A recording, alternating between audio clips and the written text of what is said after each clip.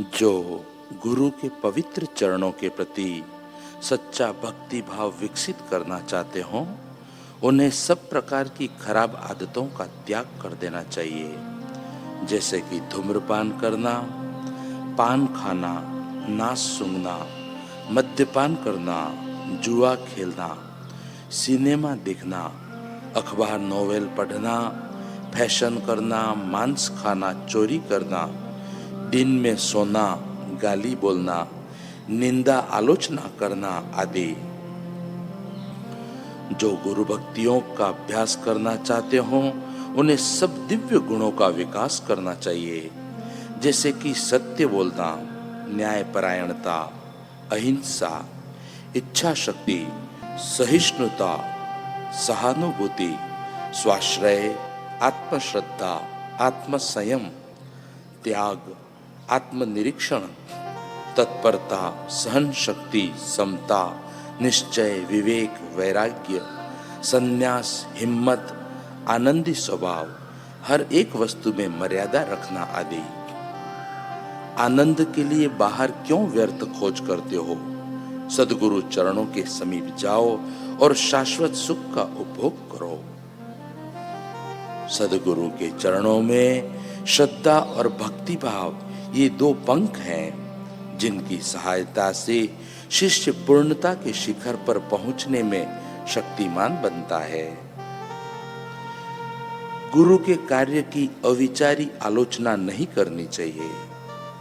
गुरु को अविचारी सलाह नहीं देनी चाहिए। हमेशा चुप रहो। जाने अनजाने गुरु की भावना को ठेस मत पहुंचाओ। सद्गुरु के चरण कमल की धूलि अमृत प्रदान करती है। गुरु के पावनकारी चरणों की पवित्र धूलि शिष्य के लिए सचमुच वरदान स्वरूप है। आचार्य के पवित्र चरणों की धूलि ललाट पर लगाना सबसे महान भाग्य की बात है। गुरु कृपा और स्त्री का मुख अर्थात काम, ये दोनों परस्पर विरुद्ध चीजें हैं। अगर आपको एक की आवश्यकता हो तो दूसरी का त्याग करो। सद्गुरु के जीवनदायी चरणों की धूलि पूजने योग्य है। इस पृथ्वी पर हमारा जीवन अंतःकरण पूर्वक सद्गुरु के प्रति दिनों दिन वर्धमान भक्ति भाव से अधिक उनकी सेवा करने के लिए, उनकी आज्ञा में रहने के लिए एक उत्तम मौका है। गुरु भक्ति योग की नींव गुरु के प्रति अखंड श्रद्धा में निहित है। शिष्य को समझ में आता है कि हिमालय की एकांत गुफा में समाधि लगाने की अपेक्षा गुरु की निजी सेवा करने से वह उनके ज्यादा संयोग में आ सकता है, गुरु के साथ अधिक एकता स्थापित कर सकता है। गुरु को संपूर्ण बिन शर्ती आत्मसमर्पण करने से अचूक गुरु भक्ति प्राप्त होती है। जब आप मुश्किलों एवं मुसीबतों में आ जाएं, तब गुरु की कृपा के लिए प्रार्थना करें। अपने सच्चे हृदय से बार बार प्रार्थना करें, सब सरल बन जाएगा।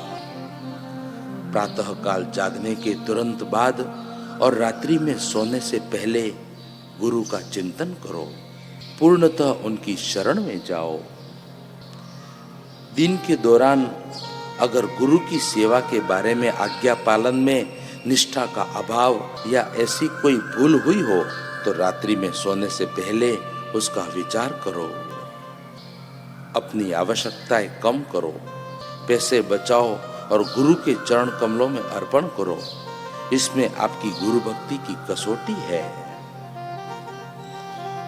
ब्रह्मनिष्ठ गुरु के चरण कमलों के सानिध्य में जाने के लिए कला, विज्ञान या विद्वत्ता कुछ भी आवश्यक नहीं है।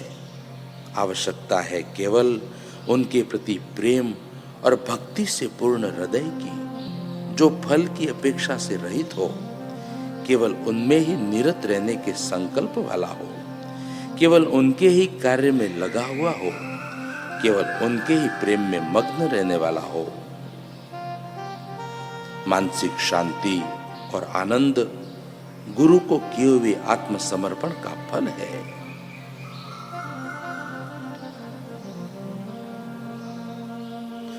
गुरु सेवा के द्वारा ज्ञान में वृद्धि करो और मुक्ति पाओ। गुरु कृपा से जिनको विवेक और वैराग्य प्राप्त हुआ है उनको धन्यवाद है। वे सर्वोत्तम शांति और सनातन सुख का उपभोग करेंगे। गुरु भक्ति योग मन का संयम और गुरु की सेवा द्वारा उसमें होने वाला परिवर्तन है। आप जब अपने गुरु के पवित्र चरणों की शरण में जाओ तब उनसे दुनियावी आवश्यकताएं या और कोई चीजें नहीं मांगना, किंतु उनकी कृपा ही मांगना, जिसके कारण आप में उनके प्रति सच्चा भक्ति भाव और स्थायी श्रद्धा जगे। गुरु ही मार्ग है, जीवन है और आखिरी ध्येय है। गुरु कृपा के बिना किसी को भी सर्वोत्तम सुख प्राप्त नहीं हो सकता। गुरु ही मोक्ष द्वार है, गुरु ही मूर्तिमंत कृपा है। जीने के लिए मरो, अपने गुरु के चरण कमलों में मरो। अहम भाव का त्याग करके मरो, जिससे पुनः सच्चा दिव्य जीवन जी सको। जिस जीवन में गुरु कृपा के प्राणों की धड़कन नहीं है, जो जीवन गुरु कृपा से दिव्य स्वरूप को प्राप्त नहीं हुआ है, वह सच्चा जीवन नहीं है। गुरु और शिष्य के बीच जो वास्तविक संबंध है उसका वर्णन नहीं हो सकता, वह लिखा नहीं जा सकता, वह समझाया नहीं जा सकता। सत्य के सच्चे खोजी को करुणा स्वरूप ब्रह्मनिष्ठ गुरु के पास श्रद्धा और भक्ति भाव से जाना चाहिए। उनके साथ चिरकाल तक रहकर सेवा करनी चाहिए। प्रार्थना, जप, कीर्तन, समाधि, गुरु सेवा, ऊंचे भव्य विचार और समझ से मन की शांति उत्पन्न होती है।